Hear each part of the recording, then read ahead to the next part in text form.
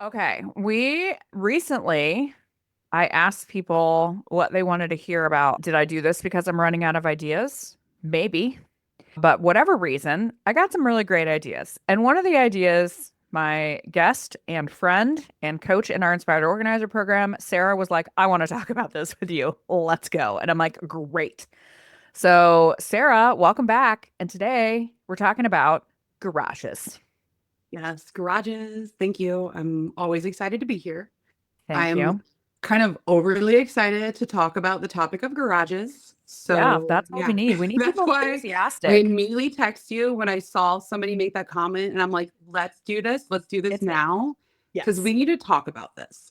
Yeah, well, it is getting into garage time for a lot of the Yep. people. If you are a listener of this podcast, which we have people all over the world, it's in a lot of places, it's starting to be that time that you can do some garages. And one of the things that people said to us, what we don't just make this up, people actually say these things to us, is I kind of am afraid of doing garages, or I don't like doing garages, or I want to break into what if I only want to do garages? So we had some people ask us some good questions. And so we're just going to talk about the good, the bad, the ugly, the dirty, and the great about garages. And I'm very excited.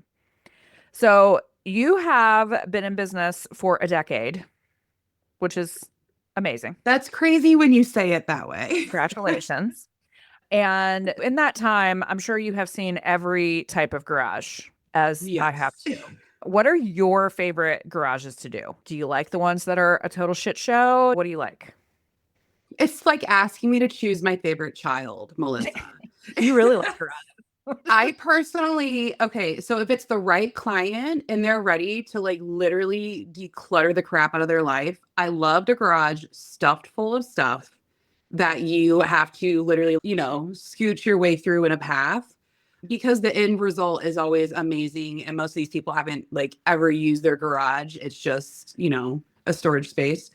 But also, I really do love the garages that are like really gorgeous. I recently did a garage last year that the previous homeowner had spent like $20,000 remodeling his garage.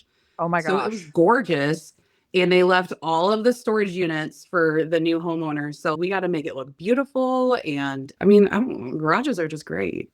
I think we've both been in some garages that are not optimal, right? I also have a client who redid his garage and he started calling it the Garage Mahal, which made me laugh really hard.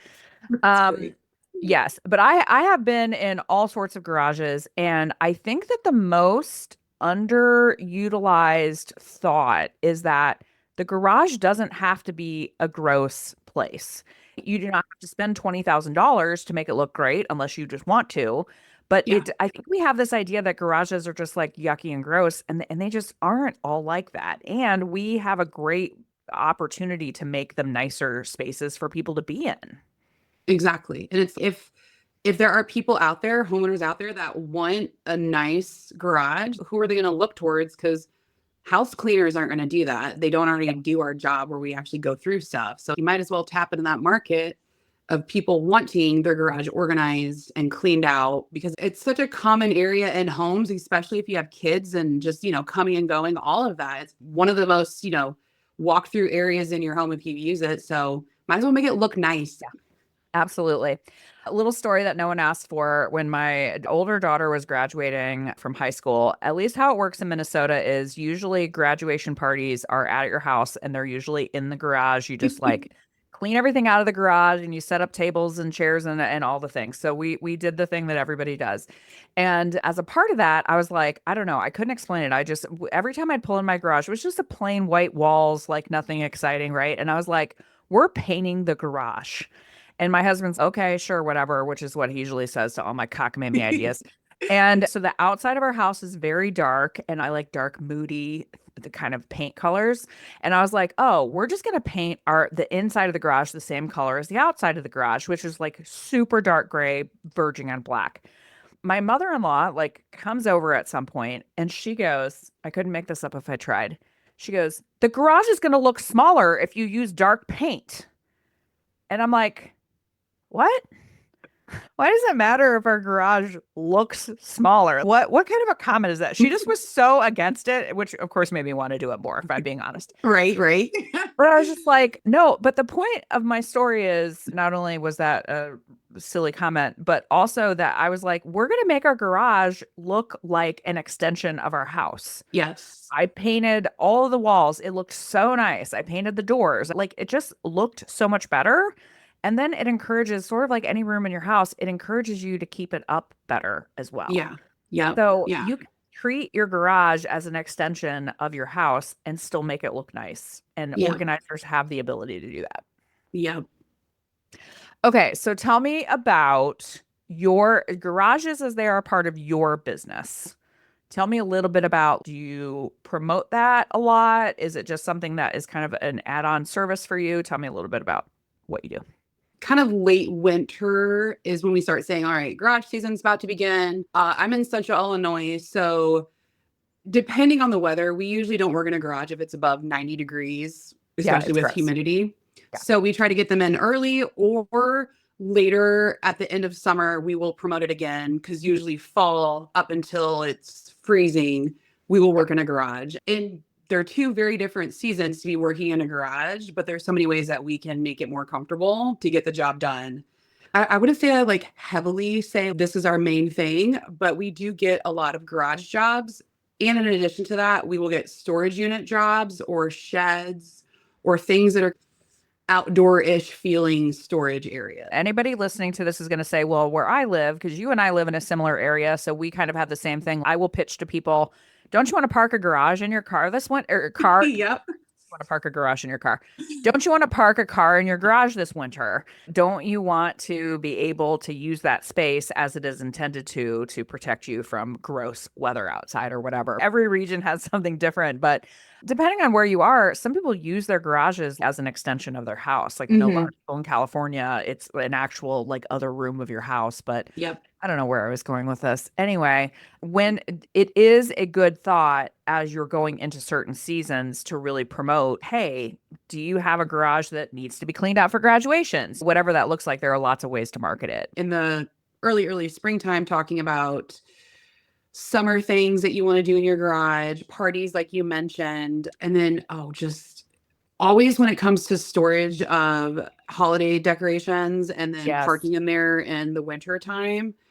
Those I always try to hit home for. Oh, and also being able to access all of your summer stuff, like your camping stuff, your sports equipment, your bikes, all of that. Also, if you have a client who is, let's just say, a heavy Costco user, the other thing that is a reality for a lot of people, I will just say, hey, what can we put? Let's put some shelving in your garage.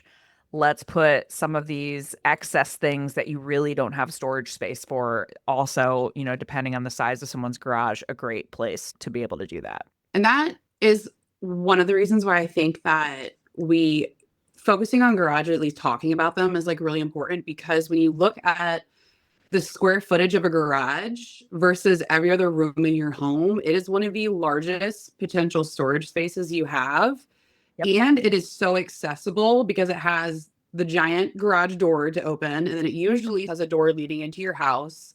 It's on usually a main level, so it's just much easier to access storage area for a lot of people and a lot of families. We have some people that we all know who are like, I really hate garages. They are not my jam. And we're not here to sell you on doing something that you really, really don't want to do. But what we do want to do is get a little bit honest about why we think, me, I like to dig down. I want to get a little bit honest about why we think some people try to avoid garage jobs.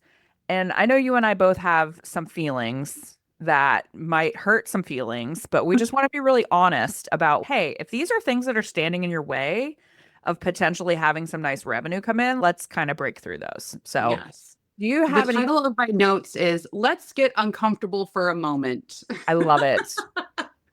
Let's get uncomfortable. Okay, So, I'll throw out the first one, which okay. is I think there are people that really just don't like to get dirty. Yes. And I think that is if not everybody, almost everybody's first thought of, oh, like, Yeah, oh, a right. garage. And yeah, garages can be very dirty, especially because they do have that giant garage door. And in my area, I live next to cornfields. So it lets in everything, including Right. mice. Yeah. Yes, it's dirty, but also attics are dirty. Playrooms Yes. are disgusting. Yes. Kitchens can be gross. Pantries have years old expired foods. That's They're my, really I'm great. just like, it's a different type of dirty. It's a different type of dirty. The other thing I will tell you is I think versus some of the other rooms in a house that you just named that can also have their moments depending on the house. In a garage, it is completely socially acceptable to wear gloves, to Yes. wear a mask, to, Yes. if it's really dusty or whatever, to change, you might change your shirt halfway through or Hmm. whatever. Like, versus, I think when you're in a house, if you're like, oh, I'm going to use gloves, it gives the homeowner an idea of, oh, maybe they can get offended by that in a garage. Hmm. Nobody cares. You're wearing Yeah. gloves because like the Yeah. things are Nobody cares. right. Or literally, I've been like, I need to go inside and wash my face after Yeah. we did some vacuuming of stuff. Your clients will not care. They will insist, No. oh, please go do that because Yes. they hired you because they don't want to do it. When we're saying dirty, obviously, we're very big proponents of health and safety. I do not ever want anyone to go into a truly dangerous space or a space that might make them sick. That's not what we're saying. But I Yes. just mean you're often dealing with outdoor stuff, mowers. Where we live, snow blowers, things like that, that just, they're not indoor things. They don't get cleaned. So you're going to have some dust and some dirt and some other stuff. Like, just get comfortable with getting a little bit dirty. What I will Yes. say is don't schedule a garage job the same day as you're doing other stuff. That would No. be my one caveat. Like, a garage day is a garage day. And pretty much you will know as soon as you get home, you're going to take a shower. So it's the dirt Yes, is temporary. The dirt is temporary. 100%. Okay, so what are some of the things on your list of why you think people hate garages? So actually, I asked some people, I did a little poll. I didn't specify. I said, what is your least favorite spot to organize and why? Everybody said garages. Surprise, Okay. surprise. And then a lot of people, when I dug deeper on like why, they just mentioned that it's a giant space full of delayed decisions, full of Yeah. unfinished projects, full of materials and all of that. It's where things go to die. Isn't that almost every room we do? Well, that's true. I think the thing about garages in a lot of cases is people will just go, "Oh, I don't want to deal with this right now. I'm just going to throw it in the garage." Hmm. And so then and you're exactly right. It's a set of delayed decisions. So it's either something very functional for your yard or it is storage. And in some cases, it's storage of stuff that is almost never used. Yeah. Oh, And especially if you have a big family, almost everybody is just throw it in the garage. It becomes yeah, a communal dumping ground totally. full of everybody's delayed decisions. Yeah. Just a quick side note, when you're a professional organizer, your garage sometimes becomes a client warehouse, which is what Yeah. mine looks like right now. And my family is Yep. so nice about it, which they really shouldn't be, because right now my garage looks like the worst before you've ever seen. I have so many like client things that I need to take care of. But yeah, that's the one thing we need to mention is your own personal garage might look like a disaster because of your profession, and that is okay. Yep. I have a donate table. I have a product table. I have shelves full of supplies. Yeah. Yeah. I And currently it's, have a boatload of moving boxes that one oh, client, yeah. please go to a good home. And I'm like, I have another client that's moving. Are you okay if they go there? They're like, great. And that client's Yes. fantastic. Can you drop off well, I mean, there are like 100 moving boxes. They have to go Oh, somewhere. They're in my garage. yep. The other thing I will say too is so my parents moved, they downsized recently ish. And my husband has always said about my parents, and this is true, my parents' garage, he would eat a steak off of their garage floor because it's so clean, which is absolutely factual. It's pristine.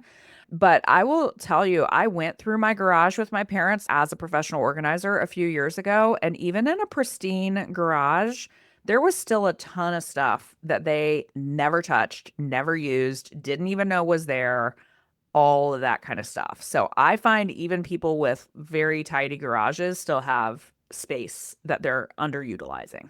Yep. They just don't think like us, which is also the benefit of when they bring us in because we can help them discover those underutilized spaces or, Yeah. help them think outside the box for storage and all of that.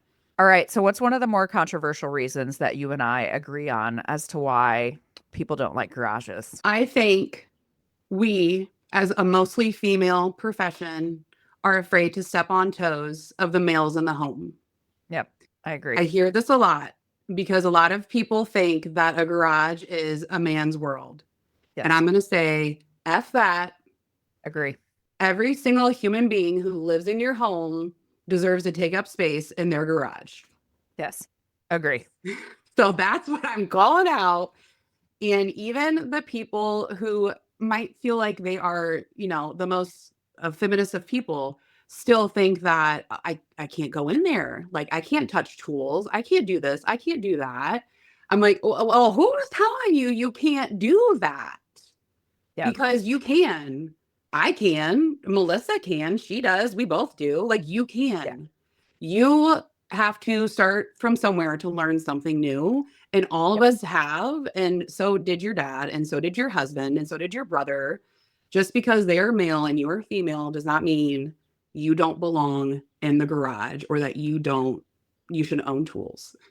I just think there are still these very gender specific norms that are still in place on certain things. And I think garage slash tools is one of them. And to me, I just always look at it as, listen, no one's asking me to work at Home Depot. I am not going to sign up to be a handyman tomorrow. I know enough to be dangerous. I know enough to install an alpha closet by myself, all those things, but I'm not going to be able to get out like a circular saw and make you a cabinet, right?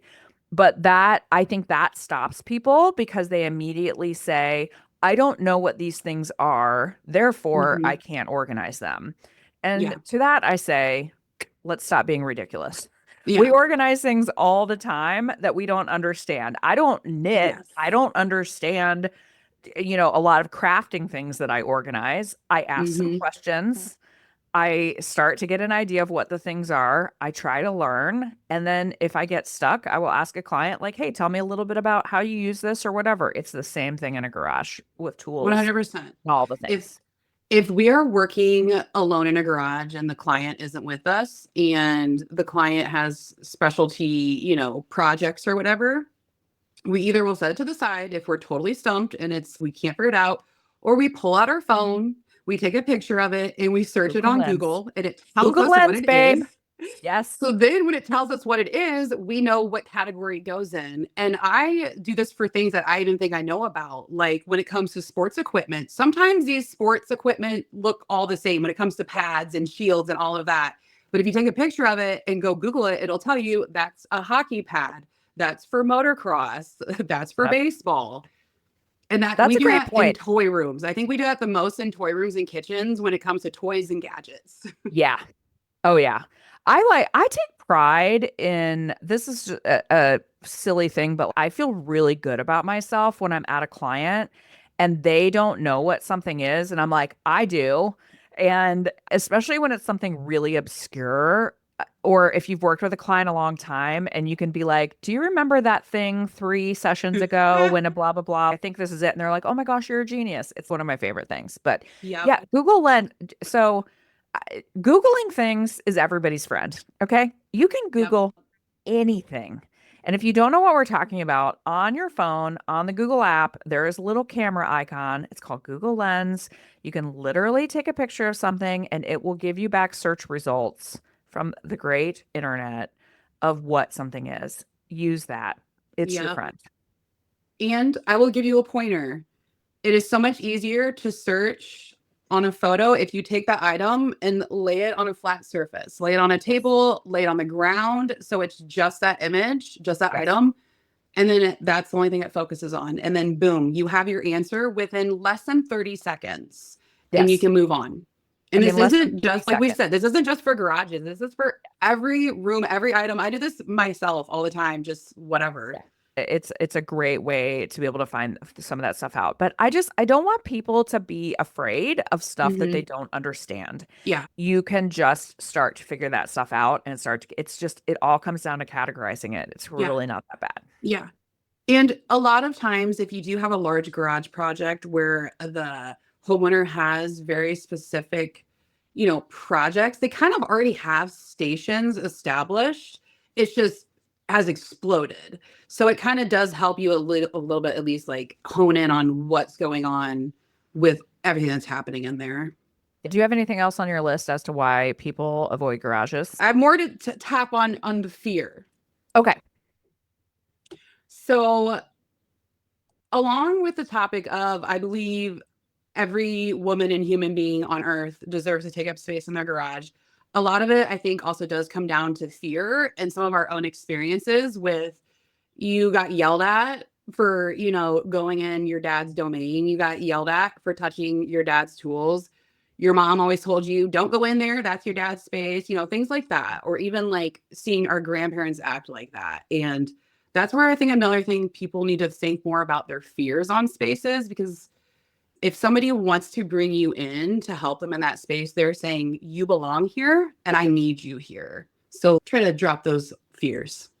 And it's like everything in our lives and in our job, it's so uncomfortable and scary at first. But if somebody's willing to pay you for it and they trust you for it, just dive off of the deep end Yeah. and kind of tread water for a while. It might be a little scary, Yeah. but then you'll get used to it and it'll become so much easier. And then you might enjoy it and make a Yeah. lot of money on it. So Absolutely. just do it scared. That's been kind of my whole thing this year, is just do it scared.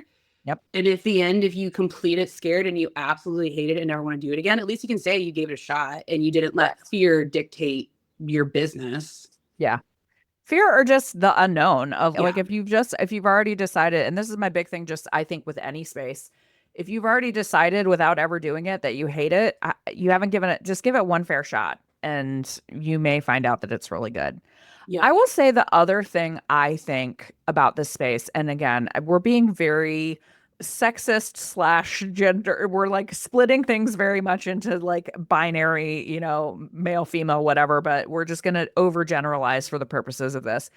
I also think because typically organizers are women with very limited exceptions.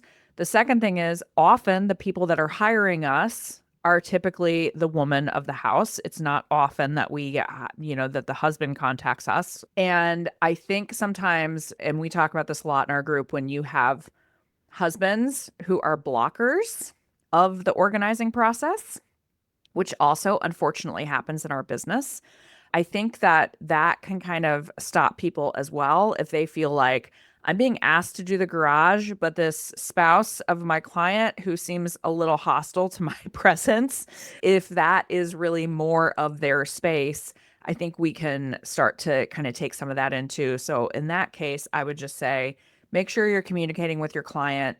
If it is kind of the domain of a spouse, you're going to have to get them involved. Just use your charm and your, delightful personality to make sure they understand that you're not there to get rid of all their stuff. Mm-hmm. My guess is, as I have been in many of these situations, you've got a wife he will not throw away any lumber. He will not blah, blah, blah, blah, Yep. blah. So you're going to have to, that's one of the situations where we end up being marriage therapists, right? Yep. So these are all things that kind of go along, I think, with the fear or the uncertainty or whatever word you want to use. And Mm-hmm. getting past that, I think, can give your client a really, really positive result. Yeah. And I will say that we've had experience with that where the, wife initially hires us to kind of do the whole home. And Yep. then I really would like you to do the garage, but my Yeah. husband doesn't think so. Well, we get him involved initially with the consultation and explaining everything. And then we basically say, garage will be last. You watch what we do throughout the rest of your house. You watch how we aren't just coming in and chucking everything. You watch how we set up systems and we respect and honor your stuff and your property. And then eventually they're like, okay, yeah, I'm ready. Let's get this party started, because they just see how effective it is and that we're not, just going to throw everything away. Yeah. Exactly. This could just be for me and you if it makes no Yeah. sense, but I'm going to add this point. Do it. So a lot of people are afraid because they're not familiar with the things in the garage. I'm going to point out that everything in the garage, including all tools and power tools, are mine, not my husband's. Yeah. I have purchased them or I have been gifted them. I do all of the household projects, not my Mhm. husband, and maintenance, because Yep. I prefer it that way. I enjoy doing it. My husband was the one that grew up being taught all of these things, doing all the stuff, fixing cars and helping replace the roof and all of that. I was not taught any of this, and I did not grow up doing any of this. But I watched my dad be a handyman, and I'm just like, oh, he's a handyman. Anybody Yeah. can be handy. You just got to learn how to do it. So I basically taught myself and supplied everything. And this is some point that actually my husband loves to talk about because he's just like, my wife does it all. Like literally, those are all her tools. And he loves that. He's just so fascinated that the fact that I'm basically saying F society standards. I choose pink tools over anything else because I Yeah. like pink and I'm a girl still. But it's like just because, he was raised that way. I was not raised that way, but it's something that I took an interest in. And I never for once thought I should not have tools. That Yeah. never ever crossed my mind that I should not have my own tools. I should Yeah. not learn how to do these things. I have a lot of people who are shocked when I tell them that I install alpha closets for my clients. I did one this week. And people are like, wait, what are you talking about? Don't you have to drill things into the wall? And I'm like, yep, you do. And what I personally did was during the dark days of the pandemic, I said, I want to learn how to do this. And I installed closets in my own house. Yes. Oh, I ordered all the Container Store stuff. If I messed it up, I could redo it. It was my house. Who cares? I didn't have to learn, there on someone's wall. I have installed by myself a ton of closets. Sometimes my husband, whom we call Mr. Home by 11, sometimes he comes with me to help out if it's a particularly big project. But honestly, it's great. I love being able to do that, and I don't know, I really enjoy it. So Yeah. it's a trial and error kind of a thing, but I really encourage you, if this is something you feel comfortable with, go try it. Yeah.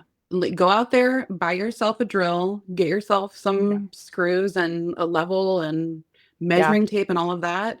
You don't have to buy the highest brand because you're not going to be out a carpenter. You just got to do the basics. And then also, every day that I use my tools more and I do more projects, you become more and more confident, just like anybody Totally. else. So then it's like, at first you thought, I can't even hang a picture. And now you're like, okay, my limit is like 5,000 pounds. I Yeah, can't go right. past that. Right. Yeah. No, I've done that a bunch of times, like kind of under this is maybe more styling or staging, but I hang pictures for Yep. clients. I will occasionally hang a shelf, something like that. Like sometimes Hmm. that's just a nice part of a clot, to finish up a project. Yeah. But in general, if you open yourself up, there are probably a lot of things in your organizing job that or in your organizing business that you can start that just involves learning a few, and I'm talking like total basics. And this is a place where YouTube University, as we call it, will really help you. There are tons of tutorials on YouTube and other places that can really help with this. Yes. And your clients, honestly, will be amazed when they're like, Yeah. what can't you do? You Yes. declutter, you organize, you hang my pictures, you adjust my shelves, all of that. Yeah. It's kind of a one-stop shop for things like that because then they don't have to wait another 5 months for their husband to hang a couple pictures on their Correct. wall. You're like, no, Yes. let me handle that. Then my other tip, we're really going all over the place. My other tip for that because we've all had clients that are like, well, my spouse was supposed to do XYZ and he hasn't done it. Also have a really good handyman in your repertoire that you can give as a referral. My handyman is beloved by my clients. And I've talked about this before. He's given me a bunch of free work at my house because I've referred so many clients to him. So have That's that awesome. guy to be like, listen, you're not getting the house projects done. I feel you. Call Kevin. When Kevin he, sounds great. Kevin's great. And when he retires, I'm Oh gonna be no. sad. Yeah. So garage logistics. If you are like, okay, fine, I get it, let's do it. But how do I do it? What is your process on garages? Typically, we always try to bring in extra help. So if you are a solo organizer, reach out if you have anybody that would ever be interested in organizing with you that is not afraid of a dirty job. It's just so much easier, especially in a garage, because there are big things or heavy things. So having an additional professional help there with you is awesome. I And will I'll break also in and say I am a solo organizer by choice. I've said it a million times. I do garages by myself. And one time I had a client whose husband was like extremely impressed that I got a spare. They had literally a car door that they wanted to get rid of. And I put it in my car by myself. And he's, who helped you with this? And I'm like, I just did it myself. And then they also had an industrial sized snowblower, and I moved it to a different part of the garage. And he's, wait a minute, you did that by yourself? And I'm like, I sure did. So you might get some extra bonus points from your clients. Just throwing that You're out right. Yeah. And I will say, we have bought, what do we have? One of those interchangeable hand carts that goes there. from Yes. a cart to an upwards dolly. We use that in garages all the time. And yeah, Okay, that's a great point. That yeah. you can get them. There's one at Costco that's really, really Hmm. good. But Yes. any sort of cart, I think that is a great suggestion because there is, whether you're working by yourself or with people, having something that can help you move from side to side. I just got a folding hand cart from Hmm. it doesn't go up and down like the one you're talking about, but I just got it at Home Depot. It was like $45. It saved my bacon on a big moving job. So Yep.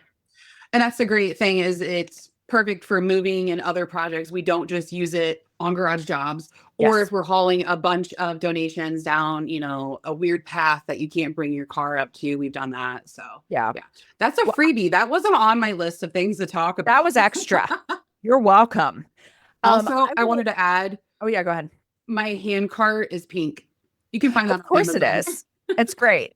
We'll link in the show notes. As much stuff as we're talking about that we have links for, we will put them in the show notes because they Yep. really are things that will help and are Mhm. very worth the investment in this kind of thing. And So, there are things that I bring almost to every single garage job, whether we use it or not, but we almost use all of these things and they're just different than what you use for other areas of yeah. organizing. So What else is on that list of things? I say number one, you also set your policies, which usually has to do with weather for us. Yeah. So, like I mentioned before, we try not to work in a garage if it's above 90 degrees with humidity. Yeah. Sometimes in central Illinois it can be 80 degrees, but it feels like 100 with humidity. Totally. That can also be time of day that you want to work. We usually try to start garages earlier than we do any other job. Yep. Last year I started working and I was by myself. The client wasn't there. I started working at 6:30 a.m. because it was in the Yeah. middle of summer. We were on a timeline, so we really had to get in there and get some hours in. And I'm like, at 6:30, it's still only 80 degrees. Yeah. So I worked up until 10:30. I don't do that for anything else. That was Yeah. only for this specific garage job. I'll also say and this is just a preference thing. And same thing. I'm not doing extended hours for many projects, but on the right project I will. And sometimes for me, I'd prefer to do a garage late in the day. Like sometimes, especially if it's warmer outside, I'll Yep. say I'll be there at 4:30 or 5, and then I might work till 9 or something. That works for me. I know it Yes. doesn't work for everyone, but that's personally what I would prefer. Yep. That's actually what we did last year as well. We kind of try to focus on early mornings or late in the evening because then in the evening, it's progressively going to get cooler and cooler. Correct. Mornings, it just gets hotter and hotter. It is. It's just going to get Yeah. more and more gross as the day Yeah. goes on. And some other things for scheduling is a lot of people might be wanting garages done on weekends. So that could be something that you open up. And we also talked about you could potentially charge more for garage jobs, whether it is for scheduling on the weekends and having that ultimate spot, or just because of the inconvenience for it is to do garages. Another thing is kind of depends on how full the garage is with stuff. Sometimes if their garage is just completely packed full and they want to get rid of 90% of it, we say, okay, you have to get a dumpster. Like we're not Correct. even going to entertain coming in here and trying to make piles until we have a receptacle to put all the garbage in. So either a dumpster or scheduling it around, our city does bulk pickup days where you can put everything on the curb and then they'll eventually pick it up. Yep. Or if they have a truck or a trailer where they can haul off stuff to the dump. So arranging all of that for disposal of big garbage items, we try to do before the day of because it can be time consuming figuring all of that out while you're trying to work. So you might as well have all that ready to go the day Yeah. of. I will also add in many, many, many areas, you can get a bagster from Home Depot. They probably have them other places. I mean, you can probably order them. A Bagster is like a mini dumpster, but it doesn't require it requires so little work. It's almost shocking. You buy a Bagster, they're like $35, I think. It's a ginormous bag that you lay out on your driveway, and then you can fill it up, and then you contact it's Waste Management that does it. You contact them and they do a pickup. They have a thing online where you can type in your zip code and make sure that they pick up there, and the whole thing. I think it's like $249 for them to pick it up. And they literally just plunk it off your driveway and you're gone. And I've used that for a ton of clients, and it's a ton easier and less invasive than having a dumpster on your driveway Yeah. too. Or if you have like less stuff that needs to go in a dumpster, Mhm. it's very convenient. So I highly recommend looking up Bagster. That is great because waste management is like almost everywhere. So I Yeah, feel like Waste that, Management is, yes, tons of yeah. places. So Bagster, Bagster. If you are a true Minnesotan, you would pronounce it Bagster, Bagster. but I'm not. That's a good thing too, because I think there are a lot of things in the garage that are truly trash. Okay. Mhm. Obviously, and by the way, when you get the Bagster, it has a whole list of things that they don't accept, right? Like it's very obvious things like hazardous waste, all that kind of stuff. I think that we have so many things that are just destined to be in the trash. They're not going to be Mhm. donations from a garage. So you're exactly right. If they have a ton of stuff, Yeah. then you need to have a garbage receptacle. The other option, a lot of people, more people are starting to be junk haulers in your Yeah. areas. They're usually posting on Facebook Marketplace or in groups. And just like any junk hauler, you call them up, they say their price, they come and pick up Yep. your junk and then they take care of it. And I don't care what they do with it as long as it's legal. I mean, don't just dump it. I don't want that. But Yeah. And then, well, but I think that's a good segue to one of the reasons that I think people get overwhelmed by garage jobs are sometimes there are things in garages that are not clear cut about where they go. yeah. So garages are a place that you're going to have paint that hasn't been used in 10 Hmm. years. Where does that go? Electronics from 10 years ago, 20 years ago that need a home, yard chemicals, things like that, that Yep. have to find specialized homes. So Batteries. yeah, batteries, all of that. So Yeah. a couple of hot tips on this. First one is Ridwell. It's not in every single area, but there's a service called Ridwell, Ridwell, that will recycle all sorts of, I mean, they'll recycle literally anything you can imagine. They come to your house, they pick it up, you don't have to go anywhere. It's amazing. So highly recommend looking up Ridwell. Very, very good investment for your business. The other thing too is check out your local area. So county is usually the one that does this, but I'm very fortunate. My county has really good recycling options, and it's not just recycling. They will take hazardous waste, they will take old paint, they will take a lot of things that you find in garages that need to find a home, and at least where I am, it's free. Yep. So, knowing the resources in your area of where things go is critically important for a garage. And when it comes to more of those like environmentally dangerous, hazardous things, in our area, we have something called an ecology action center. So if there is any type of ecology organization, they usually have a very extensive list of Yeah. what you can and cannot dispose of, where, how Yep. much it would cost, or if they have future events like hazardous waste disposals or paper shredding or anything like that. Yeah. I highly recommend doing a good amount of research just in your local area on where this stuff goes, because you probably have resources you don't even know. Like Mhm. if you've never looked it up, you probably have stuff that you're like, "Oh my gosh, I didn't know that I could take that XYZ place." So, Yep. We have the most convenient electronics recycling in our area. we do too. And the only inconvenience is it's not open 24 hours, but it's Correct. self-serve. You pull up, everything's clearly labeled. I love stuffing my vehicle full of electronics that people are like, oh, it's broken. What do I do with it? Give it to I me got and I it. drop it off and then you're done. Like, oh my God. Yeah. Well, we're also very lucky. Ours isn't quite as good as what you're describing, but I didn't know mine existed until I became an organizer. And I think about all the things that I was like, I didn't know where those went. But if your county doesn't have all of that, paint usually can go to Sherwin-Williams or other paint locations. A lot of times they will do paint disposal. Just call them, look it up online. And there are probably other resources in your local area, but just knowing where all that stuff goes instead of going, oh, I don't really know, or throwing it in your garbage, Mhm. which is not always the right choice. No. Like, not only, I mean, come on, we only have one Earth here, but you can Yeah. start fires. So that's bad. Yeah. Also start fires. Yeah. I am Um, I'm a and little bit of a freak about safety. By the way, I learned the other day that a lot of house fires start with the bathroom fans. yes. Okay. So anyway, but I like heard one time that if you put too many batteries together, like 9 Yep. volts can start a fire if Yeah. they hit the wrong. And I was like, forget it. So now 9 volts, I'm such a weirdo. I Hmm. will put electrical tape over a 9-volt battery before I Yeah. put it in a bag. Yep. Yeah, me and Derek have stopped running our exhaust vent in our bathroom, except for when we're actively taking a shower and then for 15 minutes after. Even Yep. though our landlord, when we moved in, can you keep this running? Moisture doesn't build up. Yeah, that's no problem. Get That's a so easy. dehumidifier if that's what you're worried about, Yeah, because the exactly. bathroom That's what fan I said. starts. I'm like, we should Yeah. just do a humidifier. We have one. Yeah. Yeah, there have been a lot of fires actually locally from people throwing batteries in recycling or in the garbage. And then the recycling trucks and the garbage trucks catch on fire in the Yeah. middle of neighborhoods. It's Like, really these are bad. massive trucks full of flammable materials in the middle of neighborhoods. And it's just, And smelly materials, might I yeah, add. yeah, yeah. Nobody wants burning hot garbage in their neighborhood. No, no, no. While we're on this subject, man, we are really going off on a tangent. Really? I'm gonna throw this other one in here.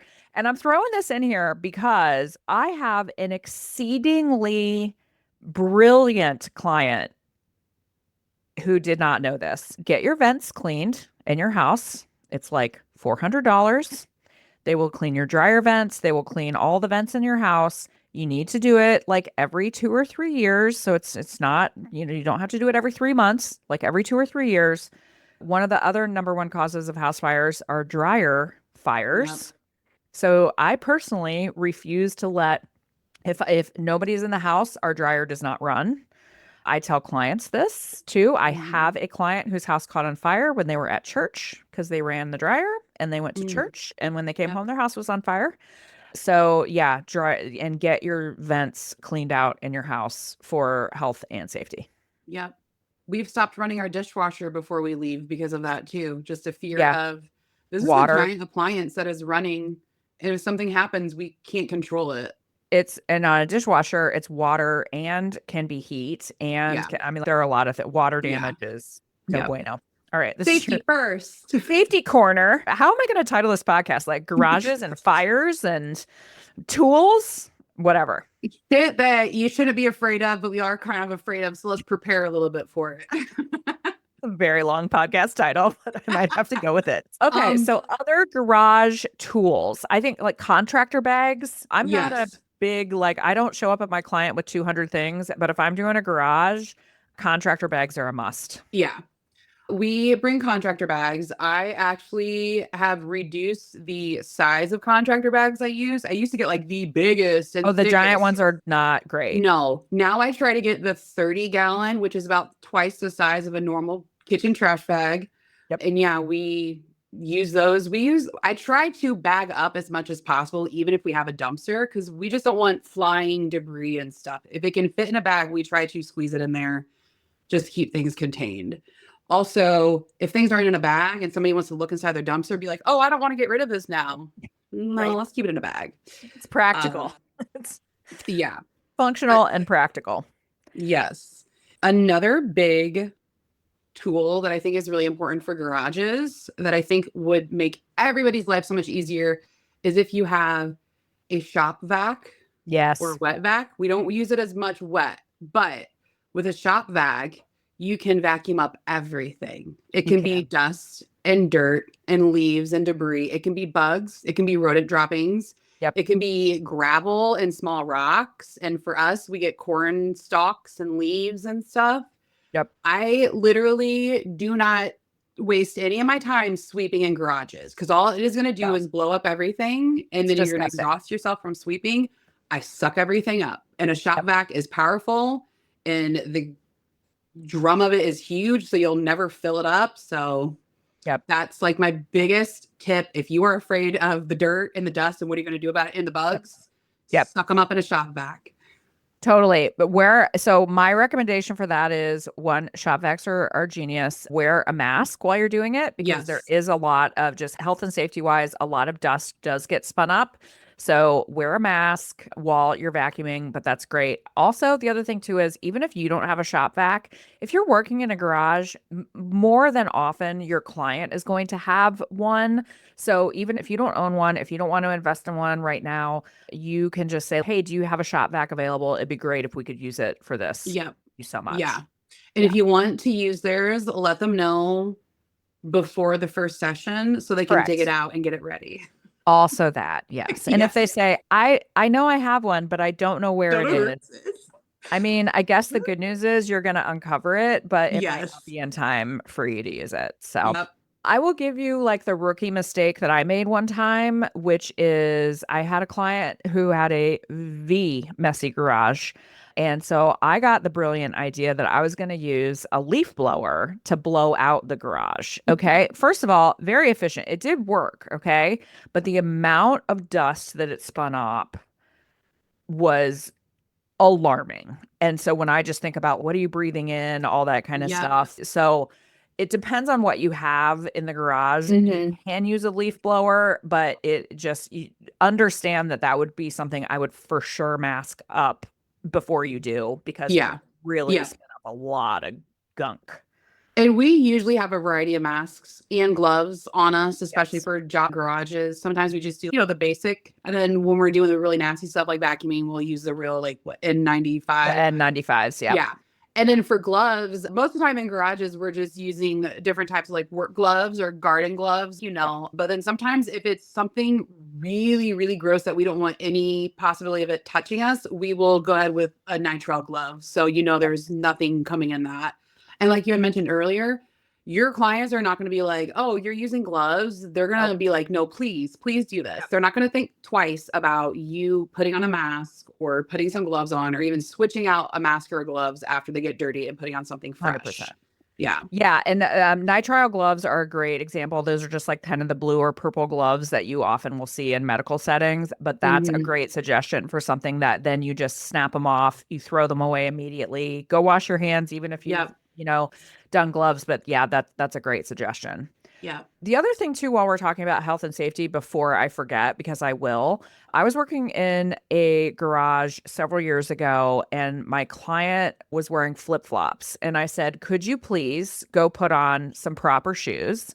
Yep. And she was like, kind of snotty about it. She goes, I'm fine. It's completely fine. I'm not gonna. She ended up in the hospital getting stitches because it was kind of like I don't want to like say I told you, but I Oh. told you, right? Like I told you to go put on some freaking proper shoes. She dropped a VCR, a really old Oh my God. VCR, directly on her foot. And that ended all further progress for the day. I can Yeah. tell you that for a fact. But for you, for your team, for any Hmm. if a client is working with you, everybody has to have proper shoes. Yep. Yeah. Period. 100%. That is the one thing that I am kind of a stickler with my team is you can wear whatever. You can wear shorts, you can wear pants, t-shirt, tank top, whatever. You will wear closed-toed shoes, like Correct. wherever we're at, because you don't want to step in anything. You don't want anything to fall on your feet. Yep. The thicker, the better, just like any other shoe. Yeah.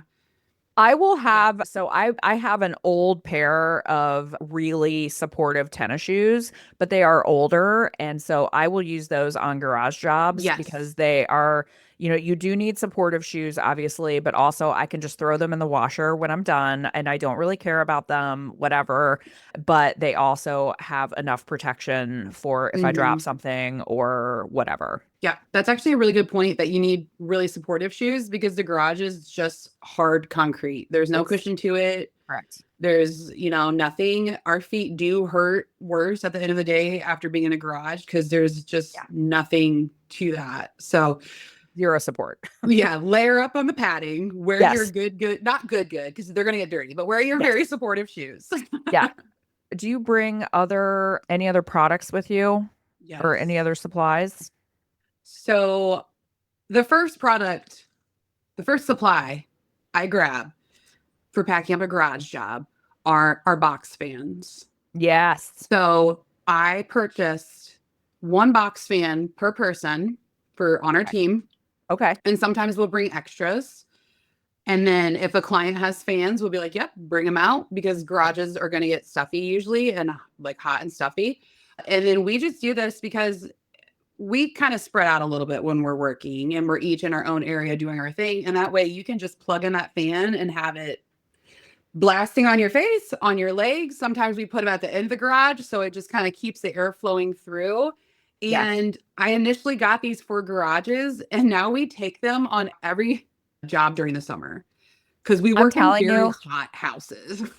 listen, I did what, 3 podcasts ago or whatever. I did a whole podcast on perimenopause and like other things, like just in general. I'm just hot. I was in a house yesterday that was the thermostat was 77 degrees and I wanted to jump off of No, the roof. no. So, bringing a fan, I have started to bring a small fan with Mhm. me, just like a Vornado or what am I? Yep. I'm looking at it on the floor. It's like a Honeywell. I think it was $15. But I bring it with me because even inside houses, sometimes Yeah. I need that. But in a garage, it's imperative. Yeah. Especially when we work in homes with elderly clients that are always cold. And in the middle of Yes. summer, they have their thermostat at 75 and above. Yeah. And we can't convince them that we're dying. So we Yeah. just bring in fans and make it work. But yeah, that is one of the things that really will help you feel better about being in a garage. And if everybody has their own fan, then you can position it however you want. You can take it with you if you're walking across the room and you're going to work in this area. So that's like my honestly, like I said, the very first thing that we grab and probably Yeah. the most important random supply that you could use in a garage for yourself to keep yourself cool Yeah. down and comfortable. Just while we're talking about cool and comfortable and whatever, I don't think we've talked about timing yet, like specific timing, but for health and safety, I do think it's important to be very careful, Mhm. especially with, heat exhaustion, anything like that. Depending on where you live, obviously, we all live in wildly different areas, but, I'm not going to do a garage in December.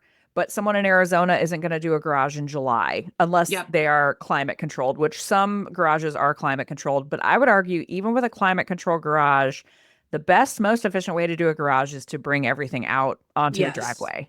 And so, realistically, you really need to think about health and safety wise when you are going to schedule garage jobs and when you are going to Mhm. say, sorry, that's not on our agenda. We can't do that. Yeah. And just be real with people, even if they push back and they're like, what do you mean you can't do a garage in the middle of winter in Illinois? Yeah. It's too cold. So we wait until it's not as cold because of Yeah. all these factors. Yeah. You don't have to feel like you have to take a garage job just because somebody wants it done right then and there. There's no Correct. garage organizing emergencies. They can Correct. wait. Lack of planning on your part does not constitute an emergency on my part. Yeah. That But was like, the very first thing I learned when it came to boundaries in yeah, every avenue of life. yes. But I want you to think about realistically, if you, especially if you live in a place where it gets hot very early in the year, think about what those parameters are of when you want to Mhm. work. I will say, living in a place that is cold, I will do garages later into the year than most people will, Yep. but that's because I'm hot all the time. So I'm like, Yeah. oh, it's 54 degrees outside. Amazing. 45, even better. But you've got to set your parameters of what works for you. And if you have a team, there may be people that are like, that's not fair to do to me. And Mhm. some people just aren't into it. And so you just have to know that as well. Yep. Yeah. I actually prefer cold garages Me too. I too. get hot. It's easier for me to bundle up, but when you start working, you start sweating. So Yeah. I'd rather We be had to take cold. a bunch of stuff into a client like attic space. And I was so happy about it because it was like 50 degrees up there and it was boiling hot. And I'm like, great, I have to be in the attic. Fantastic. That sounds wonderful. Yeah. But yeah, just being prepared for that and also being upfront with your client that, again, if the weather's going to be bad, and this can Mhm. get especially prickly when you have teams that are scheduled. So I remember last year in our Inspired Organizer group, which Sarah and I would, by the way, love for you to be in. We would love to have you in our wonderful little assemblage of people. Join us. We're great. It's a great cult. I promise. It's really wonderful. But anyway, someone was saying, we have a garage job. I have 6 people scheduled. It's supposed to pour rain for 2 days. And we're like, listen, There are things you can do, like you can rent a tent, there are things you could do, but it's going to be a lot more challenging to do that realistically if the weather isn't good. So you're going to have to make some contingency plans for that Yeah. also. Yeah. Not that I've actually done it, but I've discussed it in the past with clients that should we go ahead and schedule some rain check days? Yeah. When you put their project on the calendar, but you're like, you never know. This is kind of an outside project and it's spring. So should we go ahead and say this can be our potential rain check day? Yeah. So that's another possibility to do, just so you kind of have those things covered and you don't feel like, well, now what do we do? This whole Right. job has just stopped because a little rain. So, Yeah. I love it. Okay, so in terms of how you organize, I am a big take everything out to the extent that is possible kind of a person. Is that how you guys do it? oh, yeah, 100%. I take everything out if the client allows me to. Yeah, right. Sometimes, even if they don't, I'll do it. Oops. Sorry. Now we have to organize it. Yeah, but that just makes it easier. Obviously, there are exceptions. Like we talked about tools a lot earlier. You're not bringing out a tool bench. You're not, but like everything needs Yes. to kind of be out in the open. You Mhm. need to create enough space for yourself to be able to work. Because the other thing I see in a garage a lot is people have really sub-optimized how they deal with the space. Yeah. And I think having that kind of clean slate of, oh, it makes more sense for us to put blah over here, that type of thing, I think just becomes so much more clear when you bring everything out. Yeah, definitely. Yeah. We usually go in and usually have folding tables that we set up for easier sorting areas, especially for smaller things, or if things are in boxes. It's just easier to put it up on a table and sort through it. If it is a garage that we're able to open up the door for larger items, we will pull things out and start, piles. The tricky part with this, especially in the Midwest, depending on the time of day and year, some people might think you're having a garage sale. Garage sale. Yes. This happens a lot. And when I've talked about it before with other organizers, they're like, what? Yeah. That doesn't Very happen in my part of the Midwest. country. Well, Yeah. this It is the happens in the Midwest. We do Midwest things differently. all the time. Yeah. So we have done a couple of different things. If you feel like this might be an issue or people do approach you and it makes your clients uncomfortable, that's happened with some of my clients. They're just like, Yeah. stop coming up to my stuff. We have either used our vehicles to block the driveway. We've used like their trash cans, or if there's a dumpster to block their driveway. We've used cones and things like that just make it literally look like, do not come into this Right. driveway. This is not a garage sale. Or we just make sure our team knows, hey, if anybody approaches, oh, hi, sorry, this isn't a sale. We're just organizing today. Yeah. You can start talking about your business if you want. Otherwise, Sure. you can just walk away and you can continue with your work. Give them a So, card. yeah, exactly. Yeah. And also, I think that opening yourself up. So, obviously, every client is going to be different. But I will say this goes back to sometimes there's stuff in a garage. You're like, what do I do with it? I would say in garages in particular, putting things on the curb, if your neighborhood allows this, putting the things on the curb with the big free sign or Facebook marketplacing things. I am routinely shocked at the things that people will be like, I'll take that. Yep. That can be your friend, especially with great big things or things that are much, much harder to say goodbye to. Yes. Yeah. We actually did that last year. It was basically if it wasn't garbage enough to go into the dumpster, but they didn't want to try to actually sell it if it was worth a lot, we're like, just put it on the curb. And then at the end of the session that day, I would take a picture and I would post it on Facebook Marketplace for free. And by the next morning when I come back, everything's gone. And then we start that over again. And people, especially on Facebook Marketplace, are waiting and looking for free listings. And then they're going to go pick it up and do whatever they want with it. You will get almost instantaneous results when you put things for free. And I just want to be clear, I don't sell things for clients. That is not my jam. I will use Facebook Marketplace specifically for those free things to get Yes. them out. And they are Yep. usually, with some exceptions, things are picked up so quickly. Yep. Actually, last weekend, I helped my mom clean out her basement.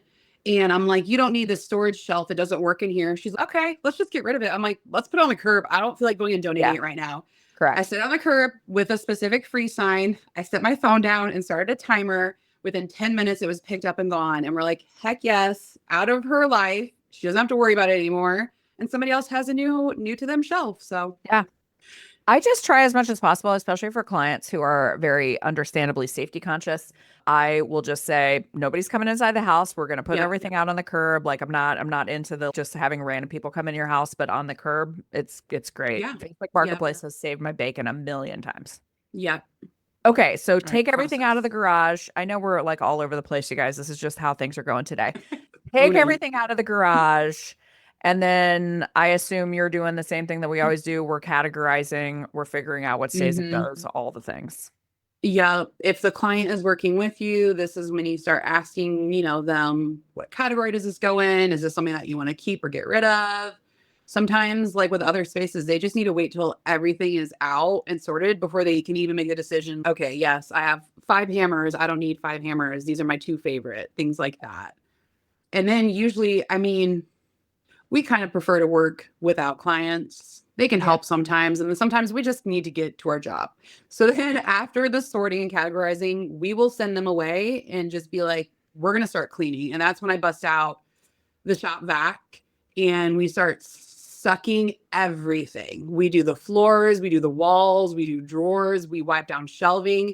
Basically, like you had mentioned before, we want this gross place to not be gross anymore because it doesn't have to be gross. So I don't like reorganizing and putting things away if a shelf is dirty, and that is the same in a garage. It doesn't have to be like sparkling clean, but we Correct. dust it and we wipe it off so that it can at least look nice. And we just try to clean it as best as we can, the whole thing. I know that there might be people listening that will say, I'm not a cleaner, which I heartily agree with. We are not house cleaners. That is a different, great profession that talented people do. And I do not happen to be one of those talented people. But I will say in garages, I do a lot more cleaning. I'm willing to do more cleaning Yeah. because I think it not only benefits the client, but it benefits me to have a clean space to put the Hmm. stuff back in. And I don't have the time to be sanctimonious about the difference between being an organizer and a cleaner in a garage. I'm gonna just do the work. Yeah. Yeah, 100%. And we don't even go into it with really our own cleaning supplies necessarily. Besides a vacuum, I will bring like some microfiber cloths that I love. And then that's pretty much it. We just use cloths and water and vacuum. And then when you think about like some of this dirt can actually be an ridiculous amount of clutter, especially if it's like a woodworking client and there's like piles of shavings like this big Yep. underneath shelves and tables that you need to organize. It just makes sense to sweep or vacuum that up and get it out of your way. And like I said, it does not have to be pristine, but they're going to be amazed at their They're gonna be garage being really happy. clean. Yes. They are going And to be really, really pleased with you. I just find it the basic cleaning of wiping surfaces down and dusting and things. I personally find that a part of my job. I don't, I'm not scrubbing floors and mopping their Yes. houses. I But if agree. I empty out something and there's dirt on the floor, I'm going to sweep it up because, Yeah. I always like to know from the client, like, where your vacuum, do you have a handheld vacuum? I know some people yeah. I don't tend to bring a ton of things with me, but I will look for the handheld vacuum. I will look for just to try to make it look, I Mhm. just think it's an above and beyond thing. Yeah. Yeah. And I personally will actually just ask them, do you have your cleaners? Like, if Yeah. they have a specific multi-surface cleaner, because then I know that they already trust that cleaner and it's safe for them to use in their home. Yep. So I just will use that. If I'm not using water, then I'll use their cleaner and some paper towels or Yeah. something. Totally with you. Yeah. So after you have figured out all of the stay and go, I know we've talked about it kind of already, but there is some really good stuff out there for garage organization, like really good. So tell us about Yes. some kind of your favorite things. I love, and this is almost for all spaces, I love those basic metal shelves that you kind of see in restaurants Yeah. they can be chrome or black or white, and you can adjust the shelves to whatever height. And they come in so many different sizes, literally. And you can find them at every box home store. You can find them at Walmart. You can find them at Aldi Walmart has them container store. sometimes. Yeah, Walmart container store, Costco. I've seen them a million places. I've Yeah. gotten some on Amazon before. Yeah. They're not as nice, but they're yeah, Yeah. They're they're more expensive and not as sturdy on Amazon. they're So not we great, but in a pinch. yeah. Yeah. Home Depot usually has a very Yes. wide variety, Lowe's, places like that. I love those shelves. I don't really know if there's a proper name for them. I just call them stainless steel shelves. Like at Yeah. a container store, it's the Intermetro or the Metro That's is the so brand. fancy. I know. But the only reason I'm saying that is because you can look them up there to know what we're Yeah. talking about, and then you can go. But yeah, Yes. they're such good sturdy shelves. You can also put wheels on them sometimes, which I Yes. have one in my Yes. garage on wheels, and it's amazing. I love Yeah. it. They have wheels, they have flat shelves you can add, Yep. they have mats and liners, they have hooks, like so many different, especially from the container store. They have so many different accessories for these shelves. We've actually used them to create additional pantries and kitchen Yes. space in a very small kitchen once. They are so awesome. Like I mentioned, we use those in all spaces and I recommend them for all garage jobs Yep. because of the variety of sizes they come in, the affordability. The other thing I was going to say is Uline, the company, they're kind of like, well, they do a lot of things. Uline Yeah. actually is kind of slept on for organizers because it does tend to be in bulk, like you tend to have to buy like more things, but in terms of this shelving that we're talking about, Uline is a good source of that. And then also if you have a client that has a garage that is particularly, dirty, dusty. Like I know some of our friends in Texas have been having really bad dust storms lately. These Hmm. are not things about, it's not the cleanliness of the garage, it's literally where you live. Uline also has covers that you can get for that shelving Nice. so just thinking about other options, like other places you can look for Yeah. solutions. Yeah. Sure. So we always usually first go to the idea of just doing shelving and bins. Clients usually prefer that, having Yep. their stuff out. We have also sourced cabinets, like the standing metal cabinets for Yep. things that they want to have enclosed. Like we did a car washing cabinet Yep. and paint supplies and cleaning supplies and things like that. Those are nice if you were to get them from, I think Husky and Gladiator make those, or Yep. even just off brands. Any enclosed metal cabinet, those are really nice for smaller items or for areas that have, like you mentioned, dust, dirt, rodents, bugs, things like that, that you want to store smaller things enclosed rather than having everything into a tub. A garage is a space in particular. This is always a hot button for me in any part of a house, but especially in garages, using the vertical space, using the wall space. Hmm. I know garages are different, but you do tend to have a little bit more space and putting things on walls, and there are a billion really good, affordable things you can put on the wall. And we're going to talk about fancy things you can put on the wall too. But Container Store has a line of garage stuff where, like, we have it up in our garage where we just hang all of our tools on it. You could just go to a regular hardware store and get some hooks, but like really thinking about how to use the wall space effectively in a garage, I think is incredibly important for reorganizing Yeah. because a lot of people, I think, just store things on the floor of their Yeah. garage. And that causes some of the organizational problem is stuff is just like all over the floor. Especially for the larger like landscaping tools like your Yes. rakes and shovels and things like that. They almost need to be hung up on the wall Yes. because what else are they going to do? Either lay on the floor or, sit in a bucket, trash can, whatever.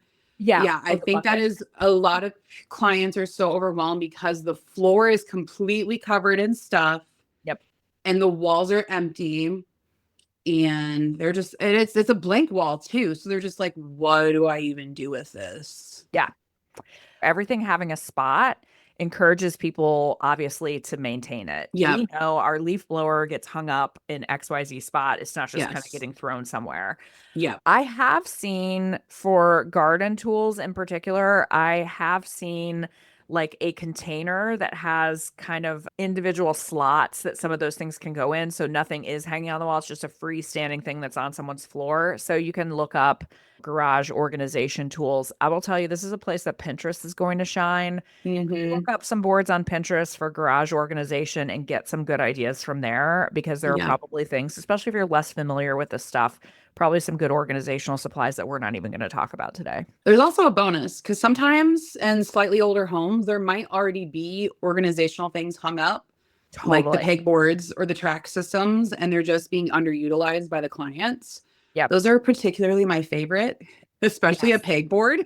Pegboards are great. And especially if they're above their like workbench or wherever they're doing projects, and it's in your face, accessible organization. I would show you my pegboard right now, but it's covered in stuff because I was preparing for a possible tornado. So Yes. We're yeah, gonna, yeah. I'll take a Sarah picture of it hasn't later. had to run away and get into a tornado shelter yet on this call, which is good.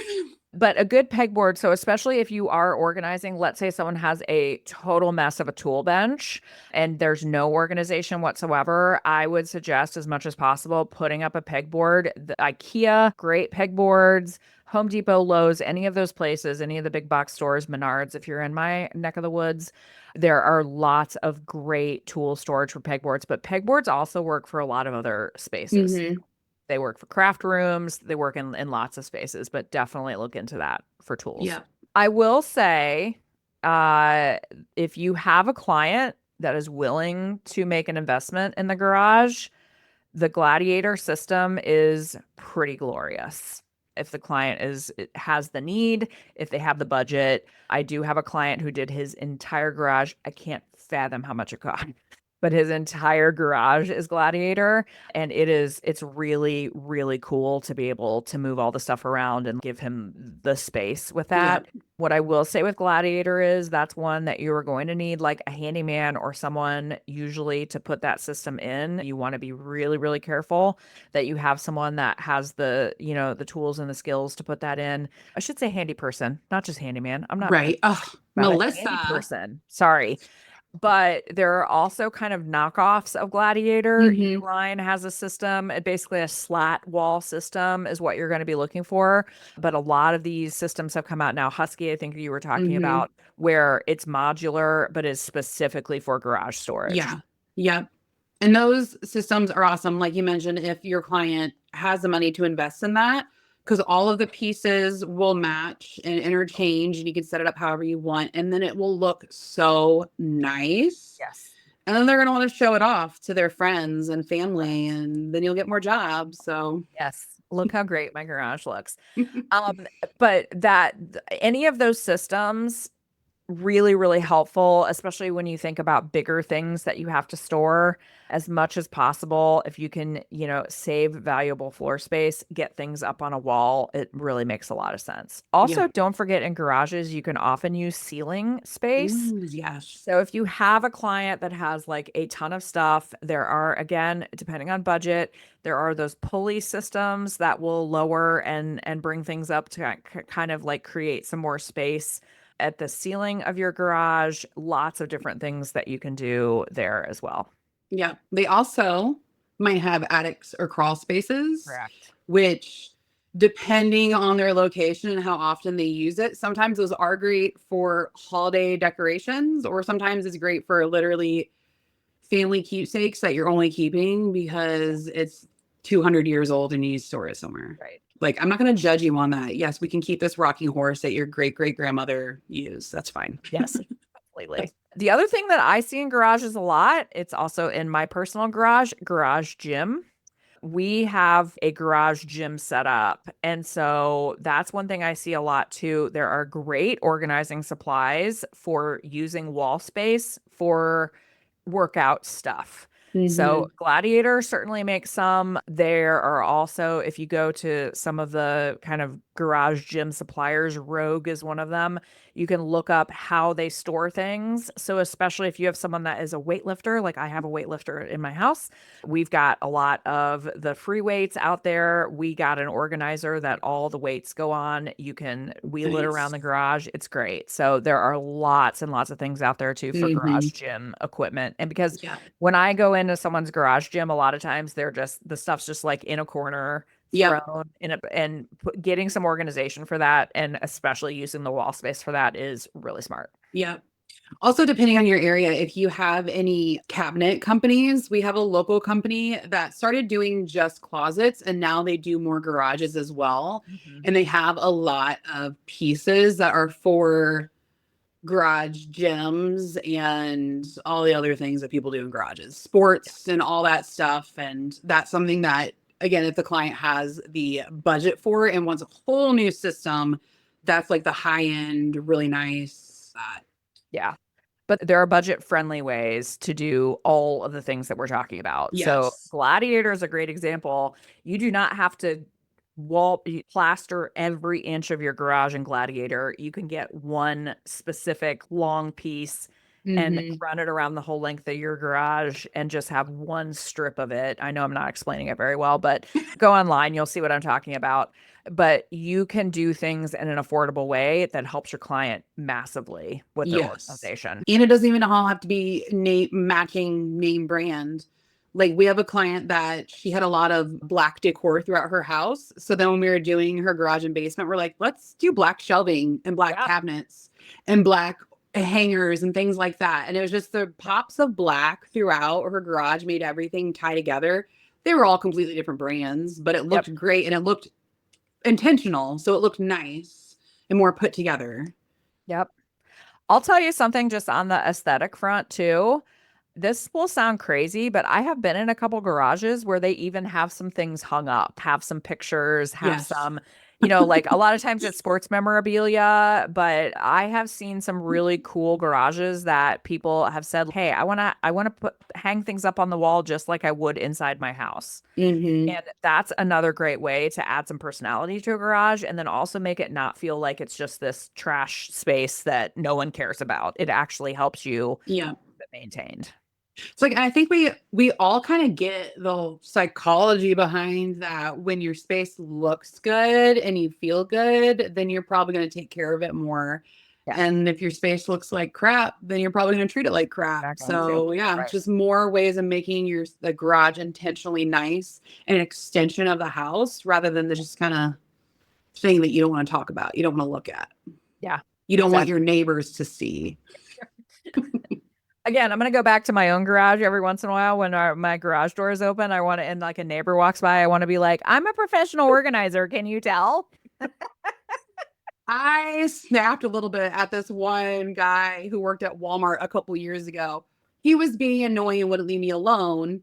And then when I insisted I don't need help lifting these containers, these bins in my car, he's, oh, your car is so full of stuff. I'm like, Oh, yeah, it's for my job. yeah. And he's, oh, okay. And I'm like, can you just leave me alone? Like, Just leave me alone. I was stop at judging me. Stop judging me. I was at the Container Store the other day, and our Container Store has an employee who can be judgmental. That's how I'm going to say it. And my car was filled, I've already talked about it, with these moving boxes, right? And I had taken half of the moving boxes out of my car. My car was packed with moving boxes. I had taken half of the boxes out, and then I said, I'm not taking the other half out because I'm going to repack these boxes in my car. It's a ludicrous use of my time and energy. So I had to pick up closet components for that closet I was putting in. And the employee comes out and I open the back of my car and she goes, "Oh my." And I'm like, absolutely not with this. Judgmental. It's not like I filled the back of the car with like rodents and garbage. Okay. Right. The boxes, right? And she's, I just don't know how we're gonna fit all this. And I'm like, ma'am, Oh, I literally said to her, I go, I'm pretty good at this, and I could load 5 closets in here. Or yeah. we have Yep. one closet's worth of stuff.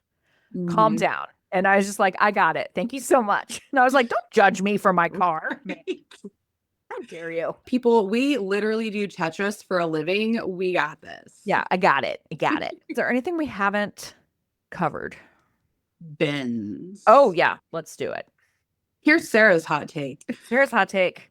We need like some background music or I something. know. I hate the yellow and black bins Me that too. everybody uses in their They're garages. so ugly. Yes, number one, they are ugly as They're sin. They are ugly. the ugliest container out there. Yes. Number two, okay, these lids don't actually latch. They just sit on top. I don't know Correct. if it's just me, but literally they don't latch. And the only way they close is if you put heavy stuff on top of them, which makes it so hard to put things away in these bins. Yes. Did I mention they were bulky? No, I said ugly. They don't close. They're bulky, They are bulky. unnecessarily bulky. The lids go into the bin, so you can't even fill the bin all the way up. Yeah. Also, I'm just going to go on a quick rant, and it sort of goes back to what Kim Snodgrass and I talked on the last podcast about, like people just having so much stuff and us starting to be frustrated by that. People who they have so many of the yellow and black bins that they have to then hire someone to build one of those systems to put them in. Yes. Just stop already with that. Yeah. I can't handle that. I'll do it if someone really, really wants to, but it upsets me as a Yep. theory. No, I had a client ask that last fall. She's like, should I have somebody build me one of those? I'm like, no. She's Please like, don't. would you not recommend that? I'm like, no, I wouldn't recommend it to any client. I think just use a shelf, because then 10 years down the road, when you don't need this shelf anymore, you can put it somewhere else. You don't have to have a single use and single purpose Or just necessarily. maybe less So, stuff. Also yeah. just maybe less stuff. So I'll tell you the bins that I do love are weather. So you do, in my opinion, need weather tight, weatherproof, all of all those things. There are some exceptionally good bin. Target has them, not quite as nicely, but Container Store does have some higher end weather tight bins. They're mostly opaque. Like they're clear, but they're a little bit opaque. So it's not like you're seeing every single thing, but you have a decent idea of what is inside the box. Yeah. And I think that's my other beef I have with these bins is you can't see inside of them. And I've only ever had 2 clients that are like, no, I'm totally fine not seeing my stuff. I know what's that. I just need it organized. Everybody else is, I need to see my stuff. I'm the same way for the most part. And I know they've recently come out with clear versions of these, but I just don't think that they are superior to other bins on the market. I just think, again, it's another trendy thing. It's a look at this perfect garage basement bin, but there's better ones out there. And I kind of like how I think, women get the pink tax.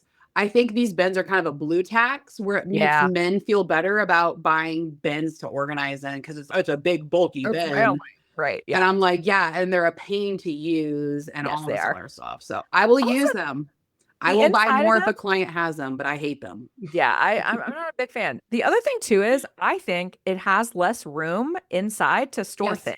Yeah. Because it has all these weird indentations. Yeah. Not actually, they look humongous. Yes. Not actually decent space inside to store things, I think.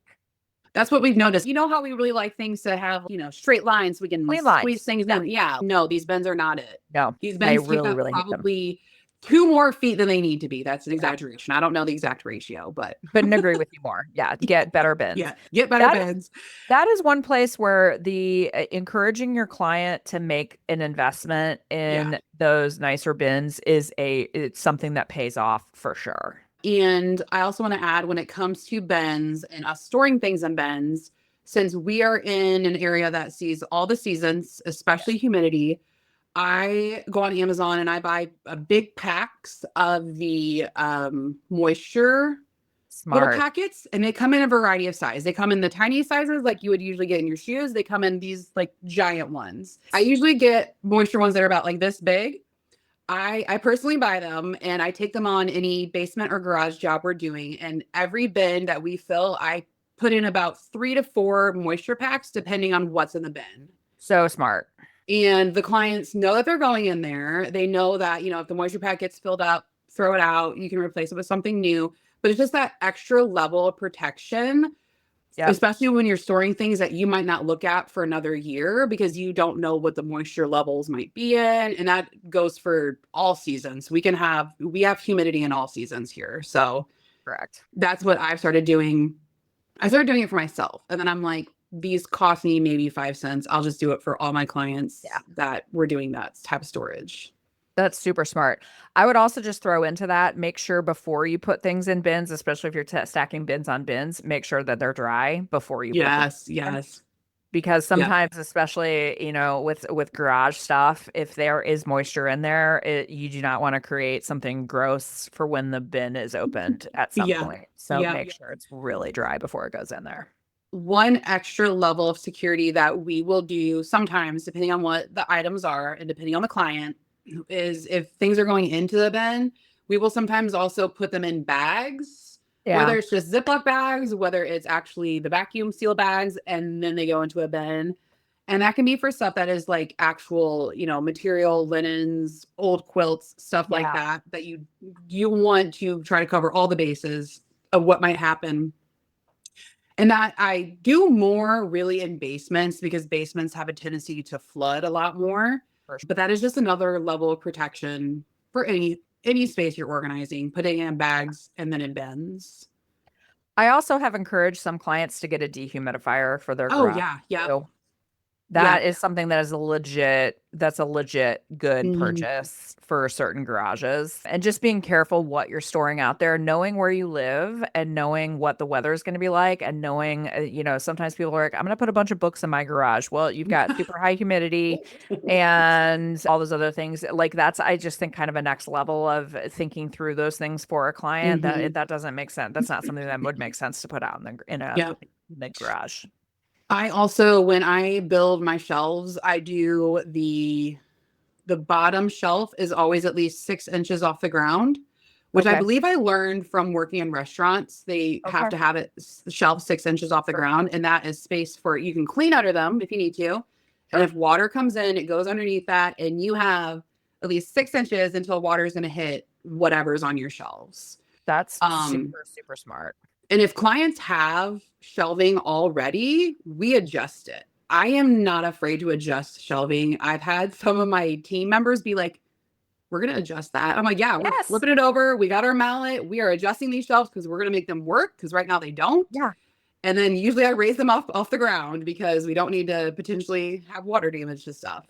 This is not garage specific, but I cannot tell you the number of my clients, especially in kitchens.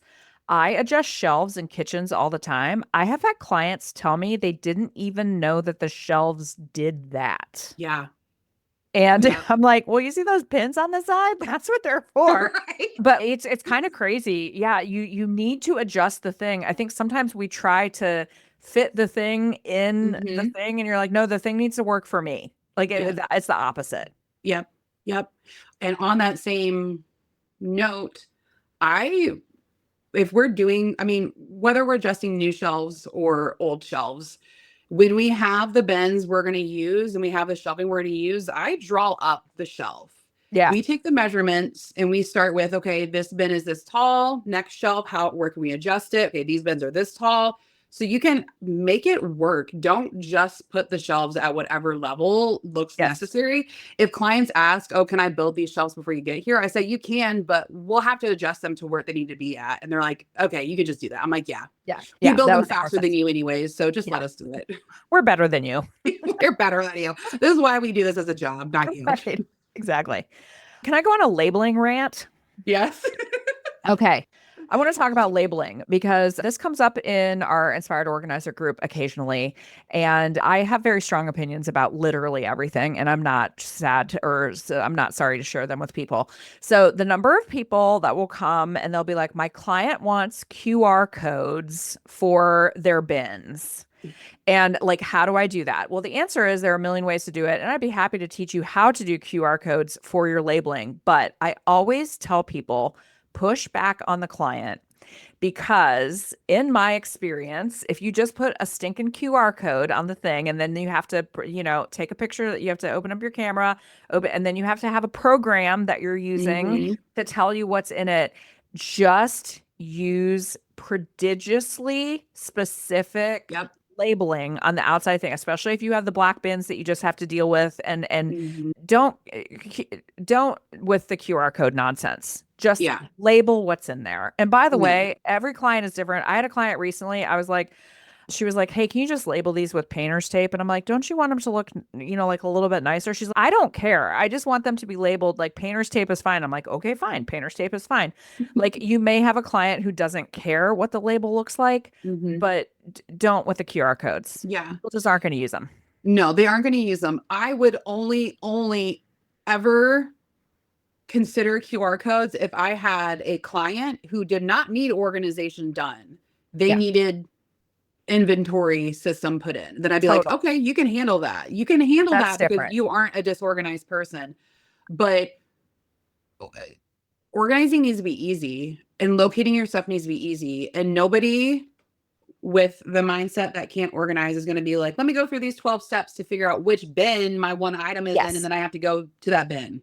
And that's the thing is you just a QR code with nothing else. People just aren't going to do it. They're not going to use it. It's actually extra steps. Yeah. We Yep. want to do is just, and by the way, if the client is insistent upon it, fine, but just walk through the, hey, I just actually want to make this more efficient for Yeah. you. And if we just label what's on the outside, it's so much Hmm. easier. You can do like a header label, like great example would be Yes. holiday stuff. So let's say it's Christmas, and then you just put a Christmas tag on it, and then below it, you're like wreaths, ornaments, blah, blah, blah, whatever.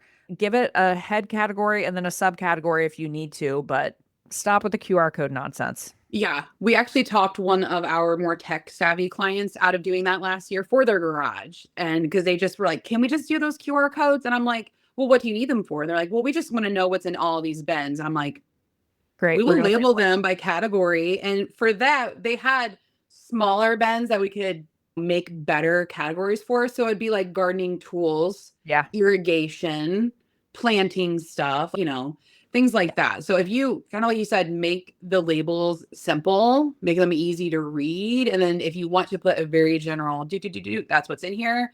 Yeah. And the other thing is organizing changes. Like they might get more tools and they outgrow that bin. They might get rid of some tools and then now what? And they throw something else in. There's just too much updating that has to be done with the technology side of QR codes. Just label it, give them a Label it. spot. Yeah. Keep it simple. Yep. Yeah. Keep it simple. Yeah. I just think as much as possible, getting over some of these hurdles to make yourself more Hmm. interested in doing something, like there Yeah. is a way out of pretty much any organizing situation. Hmm.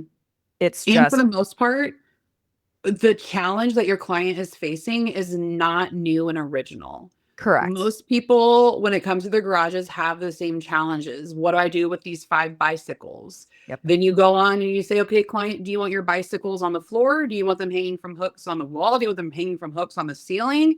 It's like you just have to hone in on what their challenges are and how to what would work best for their family, and then go source some product or some hacks or some whatever, and then just take it to them and be like, this is how we're going to do it.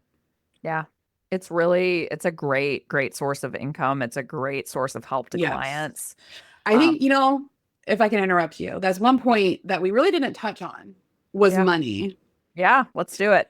Okay, so I had mentioned earlier that when you look at the square footage of homes and spaces, garages are literally one of the biggest storage spaces in homes, and they're underutilized Yep. for storage, but they're stuffed full of stuff, and nobody wants to organize them.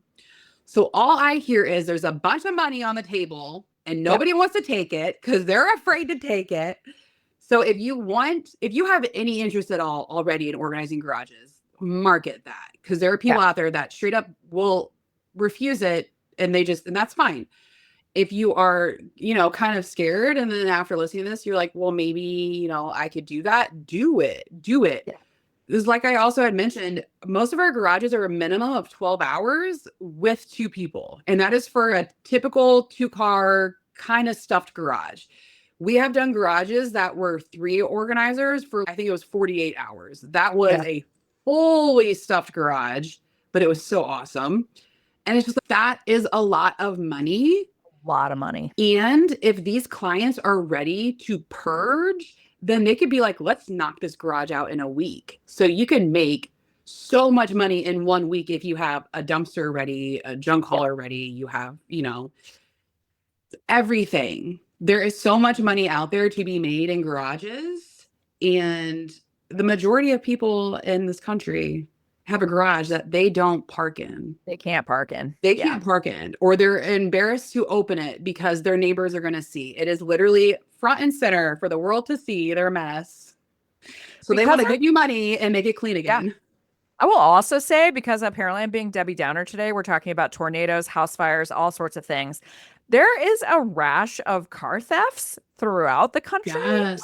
There, just seriously, like for safety of your property, Yep.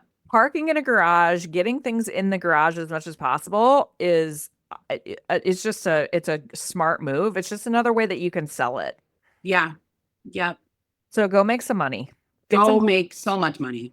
get some gloves and make some Yep. money Yep. because it's really great. I will say if you've listened to all this, I'm guessing people who are like hard pass not doing it have Right. not listened to anything that They've we've said. tapped out But already. It's okay. It's okay. if you have made it to the end and you're like, man, this all still sounds terrible to me, what I would recommend is find someone, another organizer. I cannot express how important a referral network is for your organizing business. Find someone in your area that loves doing garages and then be like, cool, can we work out an agreement where, I get a cut of it or whatever that looks like for you. Go do that. You will be very happy that you did if you just absolutely say, not doing it. Yeah. No, thank you. Yeah. And that's okay because we don't all like doing the same things. But No. if like you want to not be a dead end for your clients and not just be like, oh, I don't do garages. Yeah. Mhm. Find somebody that you can refer them to and do some deals. So that way that client isn't feeling like, oh, I have to start Yeah. my search over again. Yeah. So we mentioned this very briefly earlier, but it was in a podcast a few months ago that I did with one of our Inspired Organizer members, but she does not love doing garages. And the way she has found to make it more palatable is charge more money for it. And so that's an option for you too. And by the way, a client might go, oh, I'm not paying extra for a garage. Okay, you don't have to. But she charges, I think it was a 20% surcharge for garages just based on, the work and all of the things. So that's an option that's available for you as well if you feel comfortable with that. I personally Yeah. don't do that, but I know people who do. Yeah. I personally just love garages too much to do that. I love that. Okay, now this is a serious question. Do you also like basements? I don't love basements. I mean, I do them, but I don't love them. I do. I love all the Okay. spaces.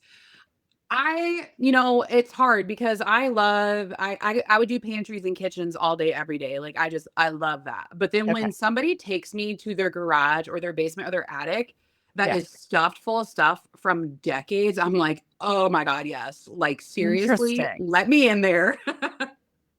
I don't love basements and attics as much, and I think it's because of and I'm not claustrophobic, but I do like a garage. You open even if it's hot Yeah. outside, you open the door, there's breeze coming in, like what you get fresh air, Yeah. sunshine, whatever.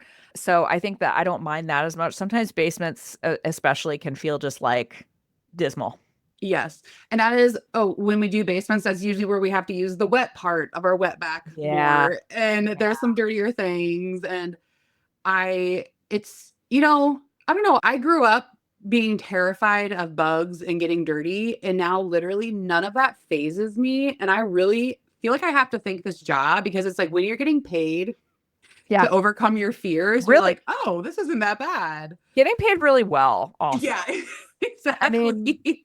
I know everybody's different, but I find a lot of satisfaction when I am dirty when I go home from a job. I'm like, I Yeah. have done hard, good work today Yes. and been paid Yes. very well for it. And that's satisfying to me. hmm I think that's why when it comes to doing garages, we get paid so well to do it that I'm like, yeah, I will sweep up this stuff. I will wipe this down. I will work early hours of the morning. Because, like you mentioned, I am getting paid to do that. They're not just paying me $15 an hour like some Correct. high school student to clean out the garage. No, I'm Yeah. getting paid good. Our team is getting paid good, and we're going to do a good job. Yeah. Completely agree. Yeah. So I think we've covered it all. Yes. Is there anything that I have missed? I don't think so. I literally had 3 pages of notes. Good for you. That's No, I think like literally we tapped everything. okay. Great. We'll just take a super brief detour. You have been on the podcast many times before. Tell us a couple of the places we can find you two places, one your organizing place and one your thing for organizers, which I love.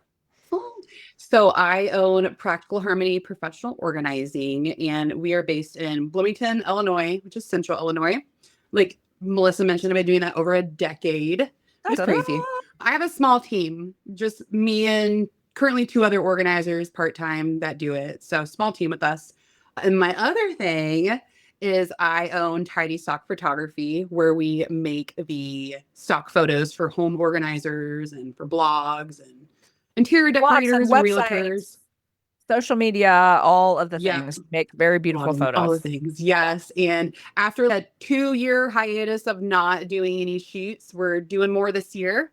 Very We are excited. planning like at least, I don't know, 3 shoots within the next couple of months. And we have so many good things we're working on. So I'm Yeah. excited. I will put this in the show notes, and I've talked about it before, but I am a paying customer of Tidy Stock, and I love your stuff. And it's very artistic, it's very aesthetic, it's perfect, especially for Thank you. websites. Yes. Websites, blog posts, all of the things, and you can do all the good SEO magic that you need to on it. But just getting some nice photos is such a great way to break up your digital properties. So, Yes. And they're photos made by an organizer for organizers. We get what you need photos of. yes. And that was the main reason why I started it, is because I wanted good stock photos for organizing, and there really wasn't anything good out there. It was, You can check that out. I'll put it in the show notes, but she's on Etsy and it is yes. Tidy Stock Photography.